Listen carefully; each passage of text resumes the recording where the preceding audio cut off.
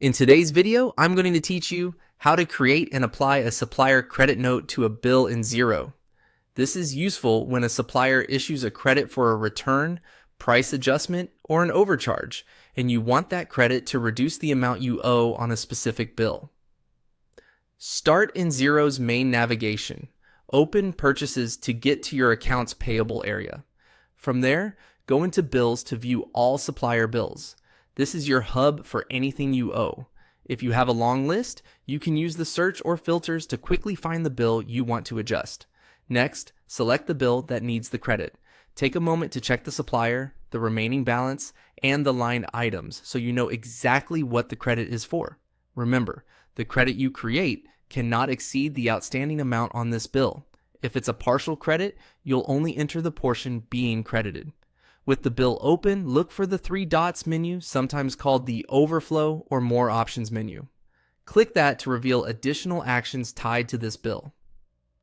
Choose an Add Credit Note. Xero will open a credit note form that's already linked to the bill and pre-filled with the supplier and currency. Fill in the key details your supplier provided, such as the credit date and a reference or credit note number. Update the description so it clearly explains why the credit is being issued, and select the correct account codes and tax rates to match the original bill. If only certain items are being credited, enter just those lines or the exact quantities being returned. If you have backup documentation like the supplier's credit memo, attach it here for a solid audit trail and easier approvals later. When everything looks accurate, click Approve. Approving finalizes the credit note and applies it to this bill automatically because you started the process from the bill itself. You'll see the bill's balance adjust immediately with the credit listed in the bill's activity or allocation area. If the credit fully covers the remaining amount, the bill will show as paid or reduced to zero.